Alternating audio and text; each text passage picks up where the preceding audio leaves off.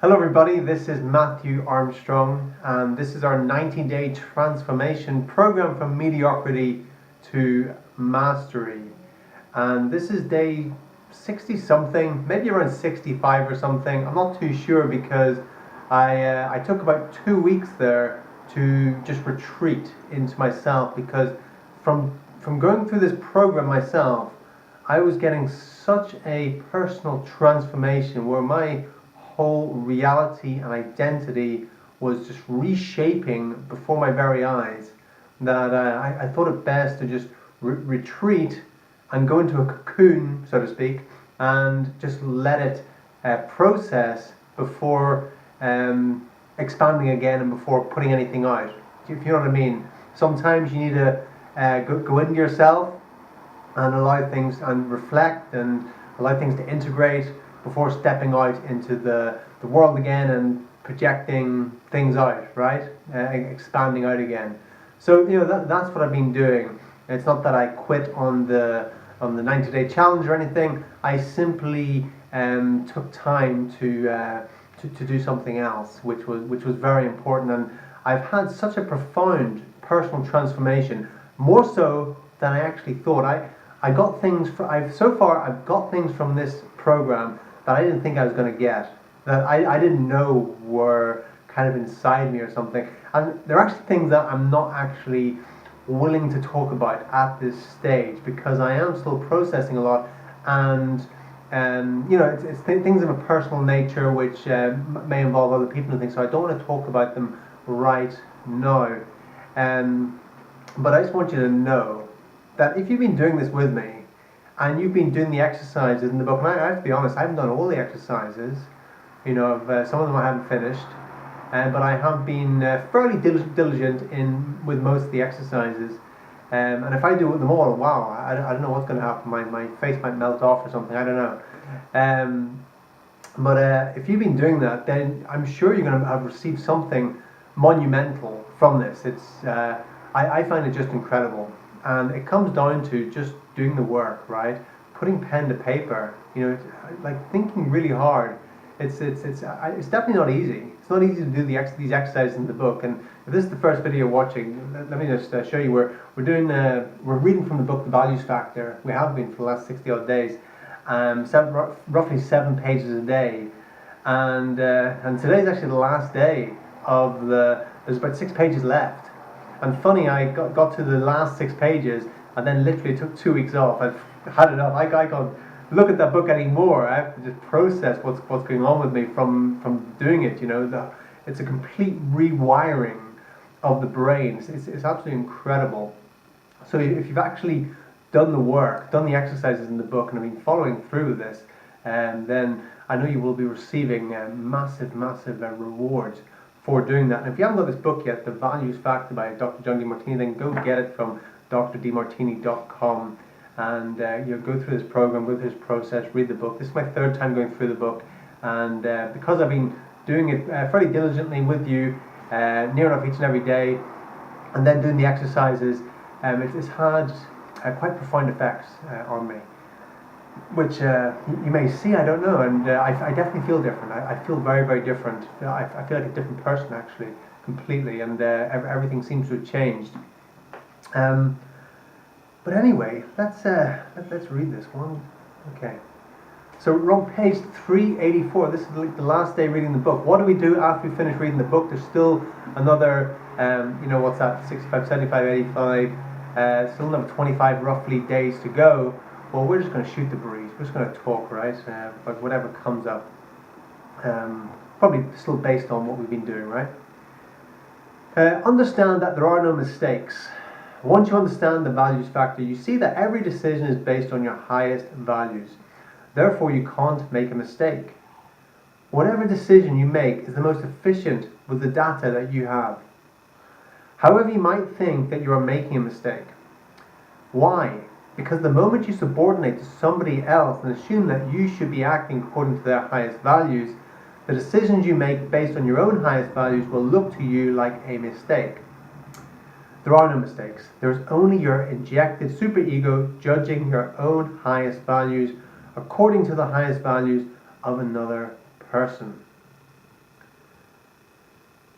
Every week in the Breakthrough Experience, I do an exercise that blows people's minds. I make them identify every so-called mistake that they believe they have made, everything in their life that makes them feel shame and guilt and self-minimization, everything that they believe is giving them difficulty in living congruently with their highest values.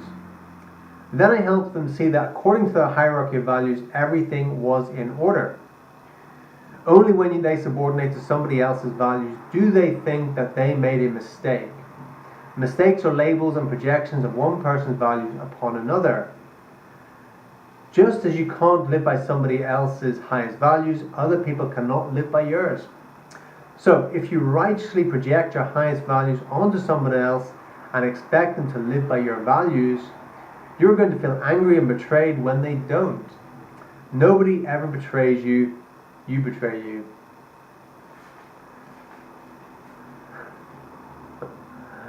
Communicate to other people in terms of their highest values, not yours. Every January for the last 29 years, I have presented a keynote speech to thousands of doctors and their staff gathered at a hotel convention center in Las Vegas. I generally have a few of my own staff members from my office in Houston accompany me so they can assist me in product sales during and after my speech. Recently, one single female staff member who generally accompanies me was torn between coming to Las Vegas and staying in Houston with her daughter, who wanted her to stay home to watch a special equestrian event. The event was important to her daughter, but this staff member's presence in Las Vegas was important to me. So I determined her highest values, her daughter's, and my own relative to the presentation. I then linked our values together as I showed you how to do in chapter 2. Having done that, I proceeded to effectively communicate my highest values and intentions in terms of her and her daughter's highest values. First, I shared with her that this convention would be attended by many middle-aged single male doctors who would be gathering around our product table for about 2 hours. And I pointed out that she could certainly connect with and or go out with any of them that she fancied. I offered her the chance to stay on in Las Vegas for an additional 2 days and nights, and go out to some shows for entertainment if she was interested. I also told her that she could bring her daughter to assist in sales, and that I would give them both a percentage of sales on top of her normal salary for an incentive bonus, which would help her to save some extra dollars for her daughter's college fund. I told her that she could also take her daughter to the nearby equestrian center if she wanted to. In other words, I kept stacking up benefits in terms of her and her daughter's highest values. Accordingly, she went home to her daughter and shared the opportunity with her. As a result, they both decided to join me in Las Vegas, where they planned to visit the equestrian center so that the daughter could ride there, as well as take in a show. They both assisted me in sales and had a blast. And my staff member even went out one night with a doctor. She and her daughter were both jazzed by their trip, which became a memorable weekend together. I could have just projected my values onto this woman and told her that she had to be in Las Vegas to cover my sales, but I would have received a lot of resistance. And I know that her sacrifice would eventually have led to have been compensated in some other way. Maybe she would have held this over me at our next salary negotiation, or perhaps the next time I needed her to go the extra mile, she would point to this experience as a reason why she didn't want to extend herself. Instead, by respecting her and her daughter's highest values and taking the time to communicate in terms of them, I was able to inspire both women to join me in Las Vegas, where all 3 of us got what we wanted. They had a memorable experience and I had improved sales. The message of this story is clear. When you help other people get what they love in life, you increase the probability of you receiving what you would love. In the case of the Las Vegas trip, all 3 of us were able to fulfill our highest values. Accordingly, all 3 of us were fueled by the inspiration and were energized by doing what we love to do. Your vitality and creativity rise whenever you do the same. And your energy can soar when you master the art of communicating your highest values in terms of other people's highest values. This is one of the key powers of the values factor. After all, you always have energy for the things that are high on your hierarchy of values. As the saying goes, When the why is big enough, the hows take care of themselves. When something is high enough on your hierarchy of values, you don't let yourself down. You will endure whatever it takes to get the outcome. And so, if you use the values factor to communicate to other people in terms of their values, you will get far greater results. Projecting expectations onto others in terms of your values leads to feelings of betrayal and to the ABCDs of negativity: anger, aggression, blame, and feelings of betrayal, criticism, and challenge, and depression and despair. Communicating in terms of other people's values leads to understanding and deeper connections. Fill your life with high priority activities. As we've seen in earlier chapters, anytime you don't fill your day with high priority activities, lower priority activities will flood into and take up your time, energy, and focus. So to remain inspired, it is wise to fill up your day with high priority activities that inspire you. High priority activities raise your self-worth and empower you as well as inspire you. Meanwhile, any area of your life that you don't empower by filling it with high priority activities will automatically fill with low priority activities that will disempower you. If you don't get up in the morning and organize your day according to your own highest values, what is most important and inspiring to do, and then fill your day with those activities, you will automatically attract into your day low priority activities based on other people's highest values. And these disempowering, uninspiring activities will simply consume your day in order to frustrate you enough to finally get you to be authentic with yourself and reprioritize your day. Donald Trump used to have a golden glass timer. He found out that if he gave people an hour, they would waste the first 45 minutes and not get to business until the last 15 minutes. So then he just gave everyone 15 minutes. He would turn the glass timer over and say, "You have 15 minutes. If you haven't sold me, by then, time is up." The other person would get more efficient and Trump would get more done with his day. He insisted on filling every minute of his day with high priority activities, and so he remained inspired and empowered.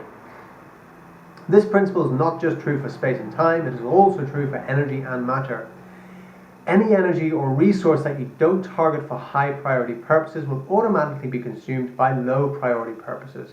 For example, if you don't take the money that you earn and put it towards your highest priority actions and your personal wealth, it will automatically attract unexpected bills.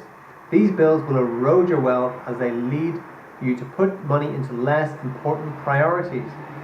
They are a reminder from the world around you to live more in line with your true highest values, because any area of your life that you don't empower, somebody else will overpower you. So your physiology, psychology, sociology, and even the universe around you is doing whatever it can to assist you in maximizing your most authentic being. It is wise, therefore, to prioritize your expenditures. The wealthy have learned to pay themselves first, so it is wise for you to do so too. Then figure out which bill will cause you the most penalty if you don't pay it. The second most penalty, the third most penalty, and so on, all the way to the least penalty of paying. Pay your bills in order of priority, because when you start to manage your money wisely, you get more to manage. On the other hand, if you don't spend your money in order of priority, you will automatically attract low priority items and unexpected bills that will eat up your resources. Likewise, any area of space that you don't fill with high priority items will attract low priority items. When your space is full of highest priority items, everything has a place. Things that are high on your values, you organize. So if you want to empower and inspire every area of your life, allocate your time, space, energy, and resources for things that are of highest priority to you. Be aware that whenever you don't do this, you'll attract low priority things that frustrate you, because your innermost being and the world around you are working together to help to wake you up and create a life that's congruent with your highest values. Find the contribution that is unique to you. What are you greatest at? What is your unique contribution? What you are on the cutting edge with? What you are on the cutting edge with? What is that you can't wait to solve? What you have that is valuable that nobody else expresses in quite your way? If you can identify your unique contribution, you can choose to focus your life around making and expanding that contribution. That becomes your highest priority. That becomes your way of filling your day, your space, your life with inspiring activities and people and things, and that is the secret to a fulfilling life. Once again, the values factor is the key to your fulfillment because your unique contribution and your highest priorities and your sources of inspiration all flow from your highest values. Understanding your highest values and then living congruently with them is the key to knowing yourself, being yourself, loving yourself, and creating an inspiring life. If you can't do what you love what you do. Very often people come to me and say, I would love to do what I love, but right now I have this job that has some duties that I don't like and is holding me back. I tell them, if you don't see how every single aspect of your job is helping you realize your highest values, then you're holding back your own vitality. Your energy is infinite once you recognize its source, and the source of your energy is living congruently with your highest values.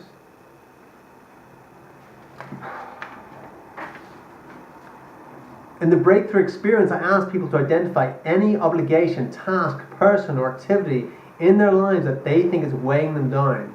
Then I ask, how is that very thing helping you fulfill your vision? How is it helping you to fulfill your highest values? And the instant they see that every single aspect of their lives is helping them to fulfill their highest values, their energy lightens up, they are freed. So if you don't want to sit there and say, this particular activity doesn't help me, you want to ask, how does it help me? How can it help me? Because once you answer that, instead of going to work every day and doing something that is not inspiring to you, you become liberated and inspired. You can masterfully learn to love what you do and linking it to your highest values. That is the power of the values factor, and that is what you are here to master. Permission to be you. For more than 40 years since I was 18, I have had this affirmation. I will do whatever it takes, travel whatever distance, pay whatever price to give my service of love. For the things or actions that are highest among your values, you will not let yourself down. Nothing mortal that you can experience has to interfere with your immortal vision, something that is truly inspiring to you. Because when you continually set and state goals that are in alignment with your highest values, and when you congruently walk your talk and go on to achieve those goals, you give yourself permission to continually expand your space and time horizons with any succeeding goals. And to keep expanding them until in turn extend in space and time even beyond your mortal life. It is then that you awaken your most immortal goals which give rise to your greatest legacy. That is why your hierarchy of values is so important, because it dictates your destiny. It doesn't matter where you come from, it doesn't matter what you have gone through, it doesn't matter what you're going through. What matters is how you choose to apply the values factor. If you apply it now, your past could become your fuel and your future can be unbelievable. I am a firm believer that you are a result of the decisions that you make today and the actions that you take tomorrow. If you start making decisions that are wise and meaningful and take actions that are inspired and powerful, you will end up with an inspired and a meaningful life. I consistently say that we have an amazing capacity within us, so here's permission to discover yours. Because after all, the most authentic you can be is you. No fantasy will compare with you. Just imagine what might happen if you gave yourself permission to be the authentic you. That is where you are creative. That is where your genius is born. That is where you're inspired. That is where your vitality comes out and where you have the most life. You want to live your life to the fullest, and as Aristotle implied, fulfillment means filling the greatest number of voids in your life. I would add, fulfillment means understanding the values factor and then choosing to live it congruently with your highest values. We have such an extraordinary opportunity being and living on this planet to do the most amazing things. Fill every one of your days with your highest priorities. Live congruently with your highest values and watch what happens in your life. That is the ultimate power of the values factor. And that's the end of the book, guys. Wow. Just so powerful, inspiring stuff. I'm just so grateful and appreciative for this knowledge, for this wisdom, for the work that Dr. Demartini has done, and what he's gone through. It's mind-boggling. It's really mind-boggling. The courage that he's had, the determination, the fortitude. You know, the list goes on. It's absolutely incredible. And just as I'm talking here, there's a lightning storm just coming right towards us. You might be able to hear it. There's lightning flashing out there. There's rumbling. The clouds are starting to come over the mountains. So we might get a thunderstorm tonight. It's always welcome because it doesn't often happen here. But we're going to carry on with the values factor. Like I said, we've just gone through the book. Incredible, inspiring. I'm just going to keep reading 6 pages every day because that's what I do. And I just keep going through it every 60 days. And that's how I really implant it in my head. Right now I'm going to go outside and get the washing off the line because the rain has just started to come down. It's been a pleasure speaking with you, my friend. And I look forward to speaking with you again tomorrow. See you then. Thanks for watching. Take care.